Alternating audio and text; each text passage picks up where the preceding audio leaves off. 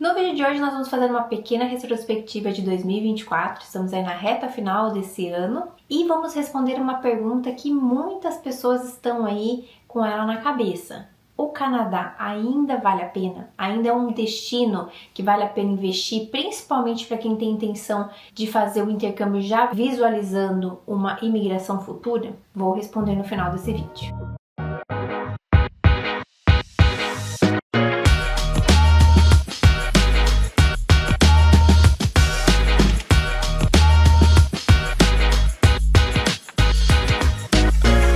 Olá pessoal, sejam muito bem-vindos a mais um vídeo do canal. Para quem não me conhece, eu sou a Natália Fernandes, sou consultora educacional aqui na Mais Pro Intercâmbio.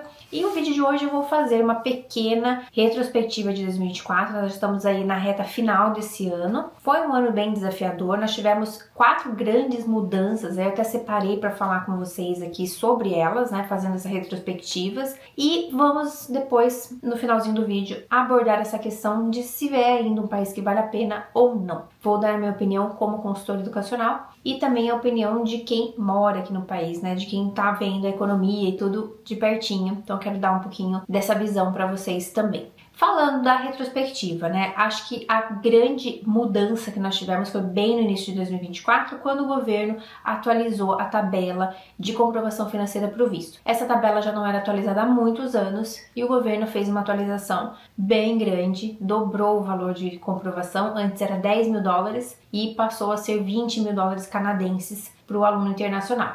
O que isso significa? Significa que quando o aluno vai aplicar para o visto de trabalho, né, de estudo e trabalho aqui no Canadá, ele precisa comprovar que ele tem o valor do curso, mais esses $20.000 de reserva financeira. Para que serve esses 20 mil? Para que o aluno tenha garantido o primeiro ano de transporte, alimentação e moradia. Se a gente pegar esses 20 mil e dividir por 12 meses do ano, dá aí mais ou menos $1.700 canadenses, que é o que eles entendem que é o mínimo que o aluno precisa para pagar um aluguel de um lugar para viver, fazer uma compra no supermercado e ter ali o cartãozinho do metrô pro mês todo. E morando aqui em Toronto, eu sei que esse é um valor realmente bem mínimo para o aluno conseguir se estabelecer e ter uma vida legal aqui ao longo dos estudos, tá? Então essa conta está bem mais próxima da realidade do que estava antes da mudança. Isso pesou no bolso de muitos alunos internacionais, não só dos brasileiros, mas em contrapartida traz uma segurança maior para esse aluno internacional que está aqui no Canadá, porque independente de ele estar ou não trabalhando no país, ganhando em dólar, ele conta com essa reserva para qualquer emergência. A segunda grande mudança foi em relação ao visto de trabalho para os cônjuges. Antes da mudança, todos os cônjuges podiam vir acompanhando esse aluno internacional e ter o visto de trabalho aberto. Antes da mudança, valia isso para colleges públicos, independente da credencial, cursos de diploma, advanced diploma, bachelor degree de 3 anos, de 4 anos, tudo valia. A partir da mudança, o governo restringiu apenas para os programas de mestrado e alguns bacharelados em áreas específicas. Então isso diminuiu demais o portfólio para os estudantes que tinham a intenção de vir com seus cônjuges, né, famílias com filhos também. Isso deu uma mexida muito grande no mercado de intercâmbio, até porque o Canadá, como todo mundo sabe, é um destino para famílias, um destino para quem tem intenção de vir e perseguir uma imigração, porque aqui nós temos sim programas de imigração muito bons para alunos internacionais. Com essa mudança do visto de trabalho do cônjuge, isso se tornou um pouco mais difícil para quem vem em família ou casais. Para o aluno solteiro, nada mudou, continua tudo igual. O aluno pode vir, ter o PGWP, aplicar depois para a imigração, né, depois que se forma, isso não mudou. Mas para as famílias isso impacta bastante financeiramente, porque num cenário que vem, por exemplo, um casal, que está estudando pode trabalhar de forma part-time, ter uma renda para ajudar nos custos, e o cônjuge que vinha acompanhando tinha o visto de trabalho aberto, então poderia ter um salário cheio para compensar todo esse investimento inicial, já começar a ganhar em dólar canadense e ter uma maior estabilidade financeira. Depois dessa mudança, agora no outono, né, no fall de 2024, nós tivemos outra grande alteração no processo aí de estudos aqui no Canadá, que é em relação ao tal do PGWP, que é o visto de trabalho pós-formatura.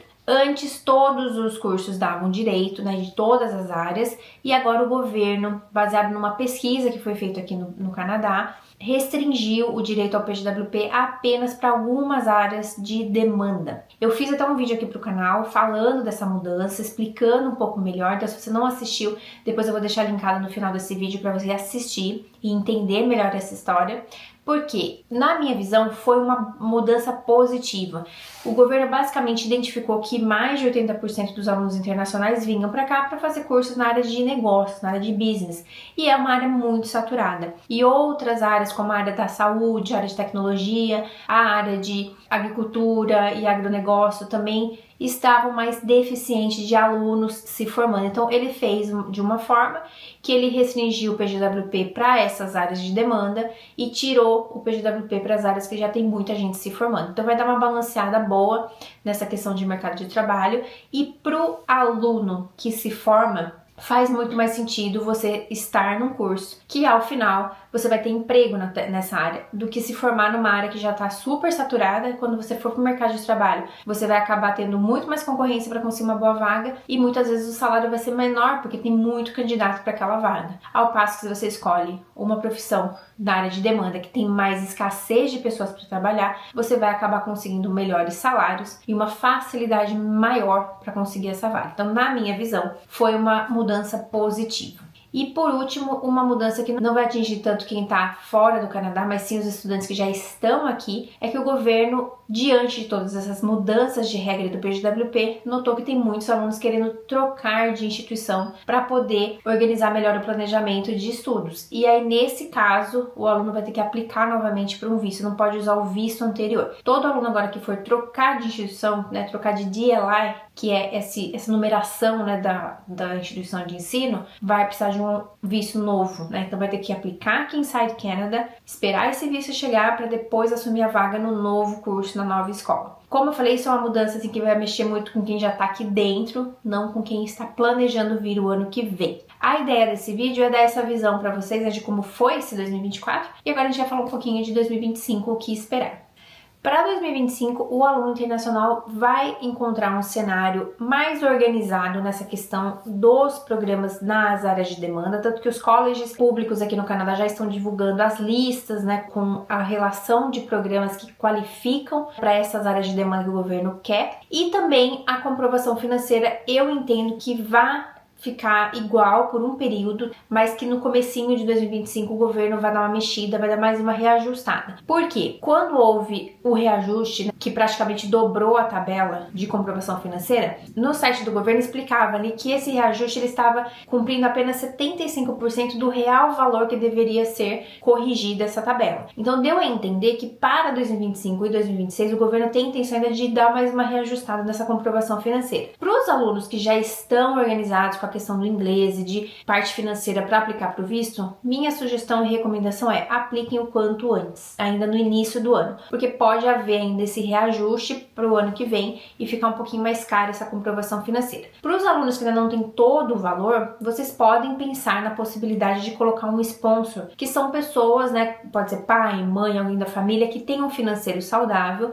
que possa colocar toda a documentação financeira junto com você no momento de aplicar para o visto. Se você tiver dúvidas sobre isso, é só entrar em contato com a gente que a gente explica bem certinho como fazer essa comprovação financeira para o visto e como organizar as coisas para chegar nesse valor mais rápido e entrar logo com o seu pedido de visto. A questão dos cônjuges, eu acredito que para o ano de 2025 todo ainda permaneça igual, porque o governo anunciou que seriam 2 anos dentro dessa nova regra e depois a gente teria mudanças. Então, duas coisas importantes que a gente precisa prestar atenção nesse ano de 2025. O cenário político do Canadá, esse ministro atual que fez todas essas mudanças, né, no cenário de imigração aqui para o país, então mexeu muito também com a parte dos alunos internacionais, ele possivelmente será trocado em outubro, né? Se ele ficar no cargo até outubro, porque as coisas aqui economicamente não estão muito favoráveis e a população está bem chateada com o que está acontecendo. Então acredita-se que vai existir essa troca de governo e aí a gente vai ter 2 cenários: ou um governo que entre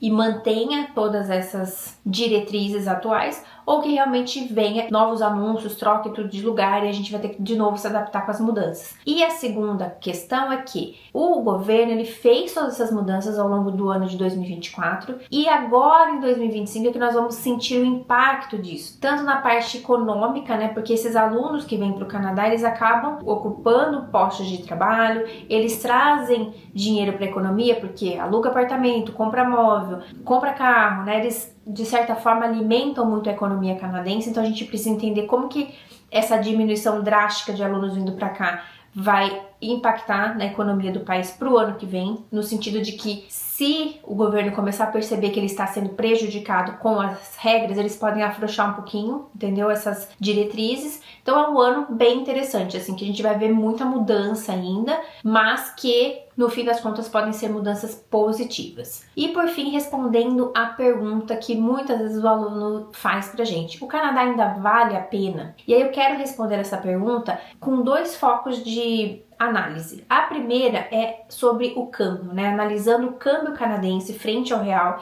que tá aí meio sofridinho. A gente teve umas altas gigantescas do dólar americano agora, né? Nesse mês de novembro. Então isso vai acabar refletindo no dólar canadense. O dólar canadense hoje tá 4,35. Então não sei se para a próxima semana a gente vai ter um reajustezinho, porque o americano bateu R$6. Então sempre que acontece isso, dá uns dias, reflete também no canadense. Depois eu até vou gravar um vídeo para vocês falando dessa questão da alta do dólar, como se proteger, né, desse planejamento do intercâmbio. Então, nesse quesito de câmbio, mesmo com 4,35 de câmbio, frente ao dólar americano, ao dólar australiano e euro, o Canadá ainda se mostra um país que tem um câmbio mais acessível para quem vai pagar em real, né? O real hoje está sofridinho aí com essas altas do dólar americano, mas ainda é um país que você consegue ter um custo-benefício muito grande frente ao real. Falando em termos de imigração, apesar de hoje a gente estar vivendo uma fase que nem se compara, né, com a janela que nós tivemos de oportunidade de 2016 a 2020 e de 2022 a final de 2023, não se compara, né? A gente tá com essa janela bem reduzida de oportunidade por todas essas questões que eu tô abordando aqui nesse vídeo,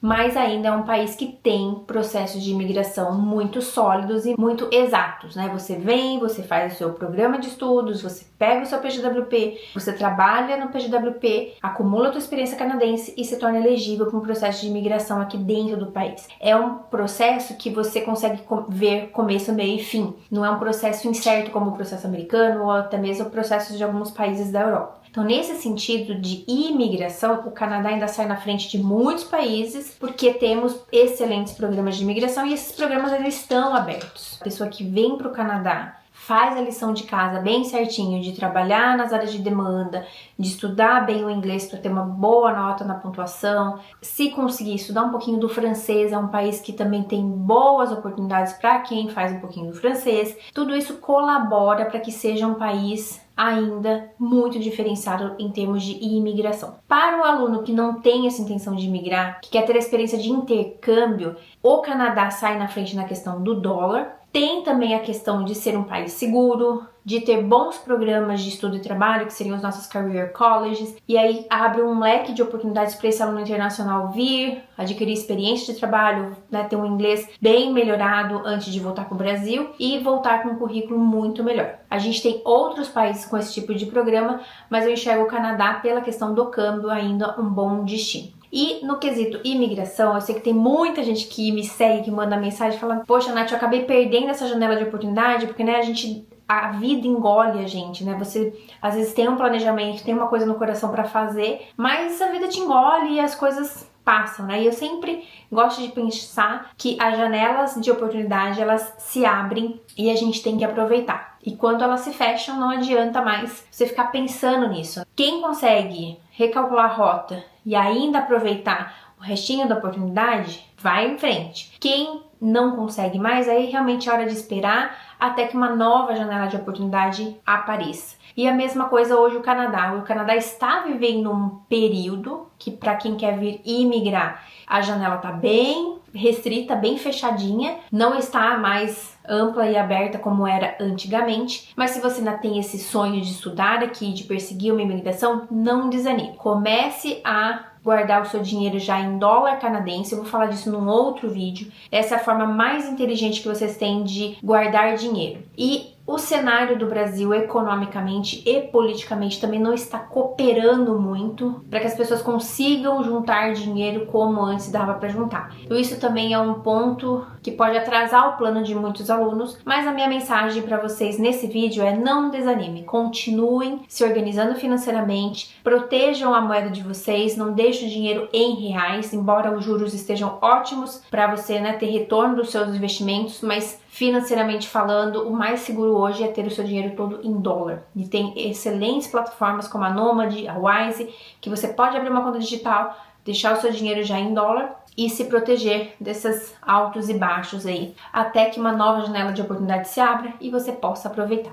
Ok? Eu espero que vocês tenham gostado desse vídeo. Não deixe de se inscrever aqui no canal, seguir a gente nas redes sociais. Sempre que tiver dúvida, deixem aqui nos comentários. Se você quer colocar o seu planejamento de intercâmbio para andar nesse ano de 2025, não perca a oportunidade de agendar um horário pelo nosso site myspringintercambio.com. Eu vou ter todo o prazer de conversar com você, entender qual é o teu objetivo, quais são os possíveis cenários para o teu perfil e te ajudar nesse planejamento para que o seu intercâmbio saia do papel e você consiga realizar esse sonho na sua vida. A gente se vê no próximo vídeo. Fiquem com Deus, pessoal. Tchau!